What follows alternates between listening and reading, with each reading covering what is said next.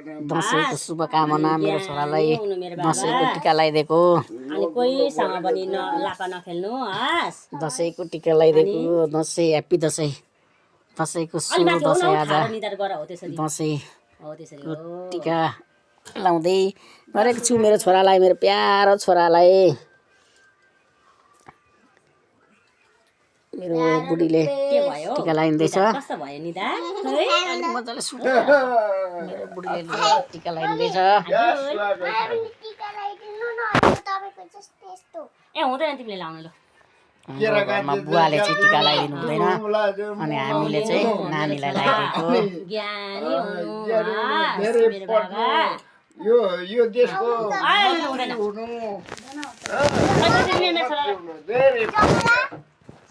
उता जा सुतेको त अठार भयो नि त टिका लगाइदिएको के गाल्दिनु जमालाई चाहिँ लगाइदिनु यतापट्टि कतापट्टि पैसा पनि देऊ 100 रुपिज वाओ बाबाले 100 मम्मीले 100 200 भयो नि छोराको खोइ भाग्यमानी भनेको लु मम्मीलाई ढोकेर खुट्टामा ढोक ल ठुलो ठुलो ज्ञानी हुनु धेरै पढ्नु ल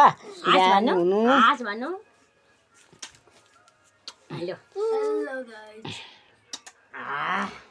नयाँ वर्ष 2082 सालको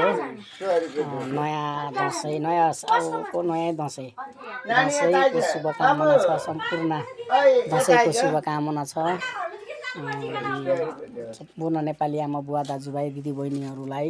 देश विदेशमा छरिएर बस्नुभएका सम्पूर्णलाई विजयदशमीको हार्दिक मङ्गलमय शुभकामना व्यक्त गर्न चाहन्छु मेरो आफन्तजन दाजुभाइ दिदीबहिनी कुलकुटुम्बमा सबैजनालाई नयाँ दसैँको शुभकामना छ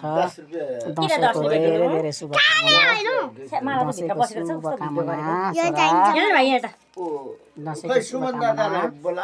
ले भाइ